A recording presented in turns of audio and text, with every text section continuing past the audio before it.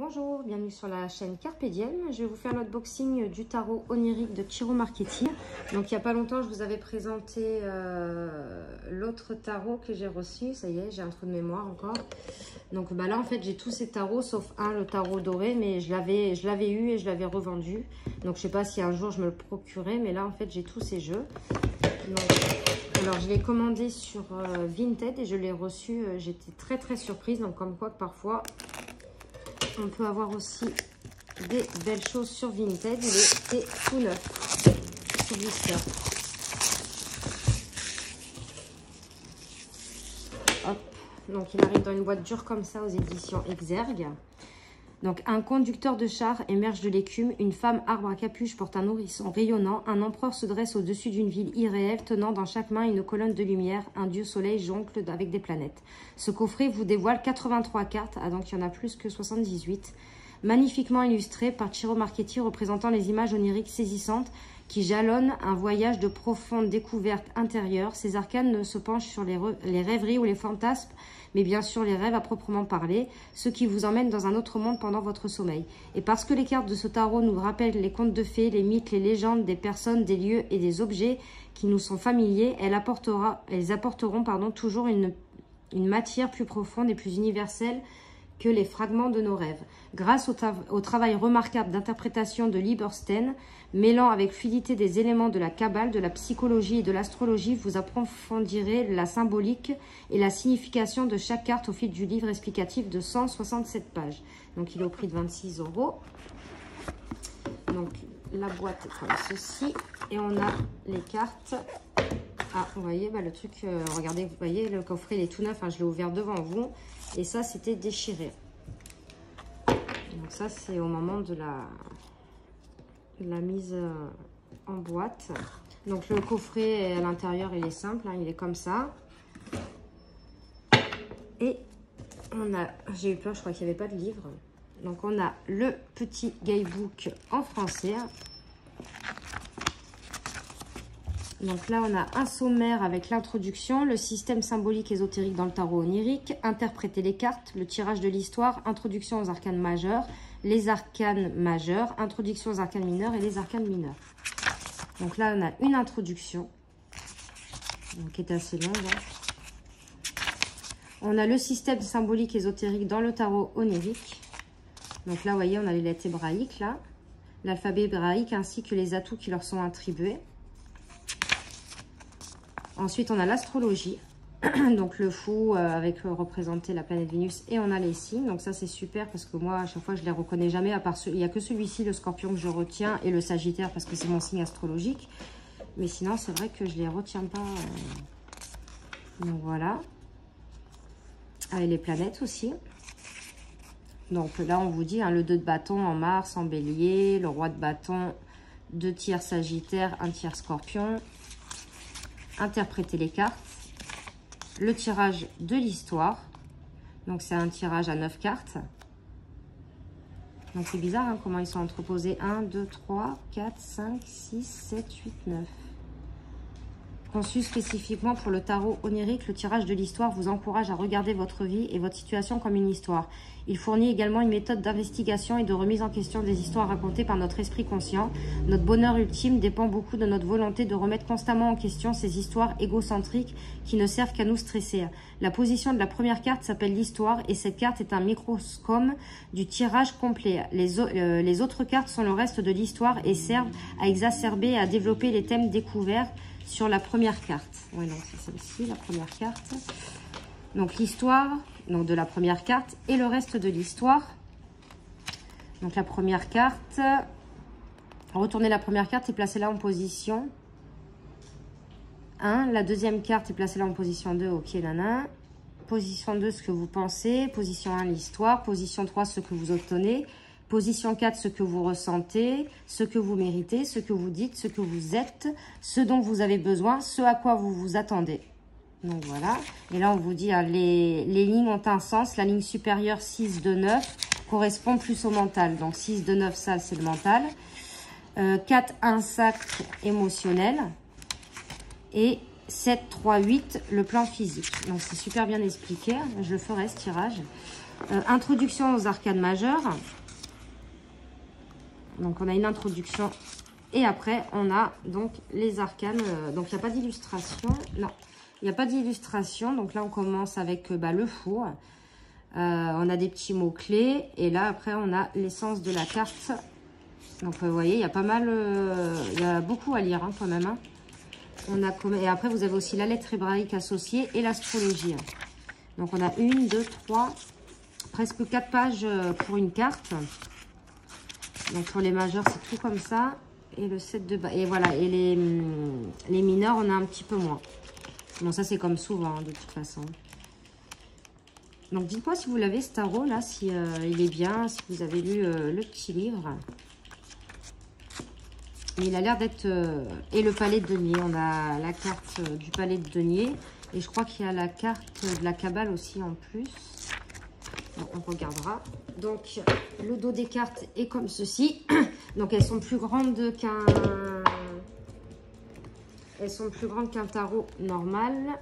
Voilà. Elles sont plus larges et plus hautes aussi.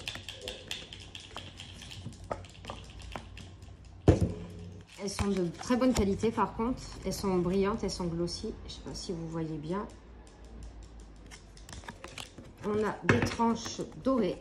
Et on va enfin regarder. Alors j'aime bien parce qu'elles sont grandes. On voit bien les illustrations. Hop. Bon, moi j'adore ce que fait Chiro Marchetti. Hein. Je suis fan. Donc là on a le fou. Le magicien. Elle est très très belle. La grande prêtresse. Ah, il est magnifique. Hein. L'impératrice. Donc là, vous voyez, hein, on retrouve tout le temps la lettre hébraïque et les signes astrologiques ou les planètes. L'empereur. La foi. Donc le hiérophante. Elle est belle, cette carte. On voit avec tous les signes, toutes les religions. Les amoureux. Le chariot. La force. L'ermite, il est très très beau cet ermite. La roue. La justice. L'homme suspendu. Vous voyez, hein, il y a la lune, les étoiles, le soleil. La mort. C'est la première fois que je vois une représentation comme ça, elle est jolie. Et là, on a tous les signes aussi sur le serpent. La tempérance, le diable, la tour, l'étoile, elle est magnifique. Elle aurait pu servir aussi de tempérance hein, avec les deux.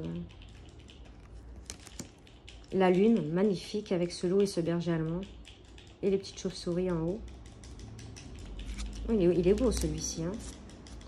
Le soleil. Le jugement, le monde, donc on voit avec les 4 éléments. Hein. Donc là, on passe à la série des bâtons, donc l'as de bâton. Donc là, on a aussi l'élément hein, de feu. Le 2 de bâton. Le 3.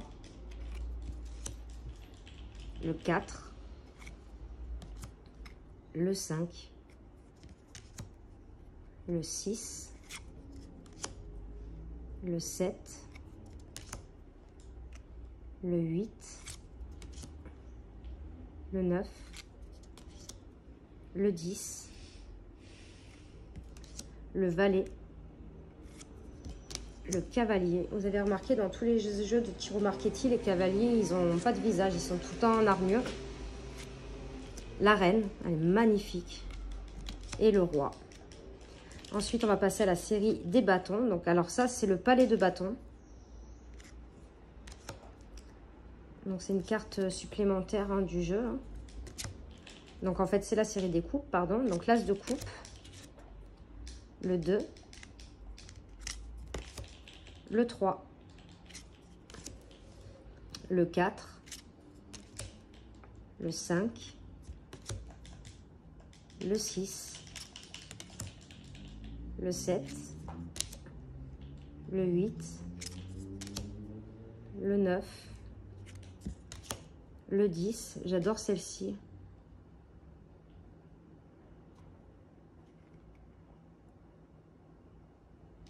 Elle est très belle. Là, on a nos coupes. Ah bah, ils sont pas dans l'ordre. Je suis désolée. Alors, 7, 8, 9, 10. Le valet, cavalier, reine, roi, le palais. Et il me manque... Alors, attendez, je les remets vite fait. Je sais pas pourquoi c'est comme ça. Ils ont dû se tromper. Donc, le palais des coupes. Ce qui manquait dans cette série-là, le palais des coupes. Donc, il va avec cette série-là. Et le palais de bâton, il aurait dû être avant. Bon. Alors, l'as d'épée. Le 2 d'épée. Le 3. Le 4. Le 5. Le 6. Le 7. Le 8. Le 9. Voilà, c'est cauchemar. Celle-là, elle est très représentative. Hein. Le 10. Le valet d'épée. Le cavalier. La reine. Le roi. Donc, le palais d'épée. En fait, dans chaque série, il y a une carte du palais. Donc là, on a l'as de denier. Le 2. Le 3. Le 4. Le 5. Le 6. Le 7. Le 8. Le 9. Le 10. Le valet. Le cavalier.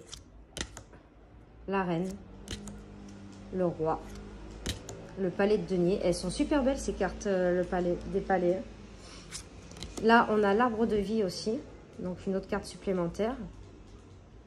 Donc, en fait, on a 4 palais et celle-ci. Donc, je crois que ça fait 5 cartes supplémentaires. Ouais, c'est ça, parce qu'il y a 83 cartes.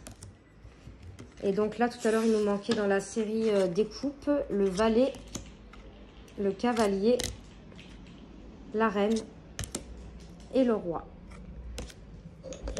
Hop. Donc voici, c'était pour le tarot onirique de Chiro Marchetti. Bah, franchement, je suis super surprise. Parce que j'avais regardé vite fait un peu les illustrations. Et en fait, de l'avoir en main, je suis assez surprise. Pourtant, hein, c'est son travail, on reconnaît. Hein. Mais je trouve, je sais pas, il est quand même un petit truc différent. Alors, je sais pas si c'est l'ajout des cartes supplémentaires. Je sais pas du tout. Donc, dites-moi ce que vous en pensez en commentaire. N'hésitez pas à liker, à vous abonner. Moi, je vous fais de gros bisous. On se retrouve pour de prochaines vidéos. Merci.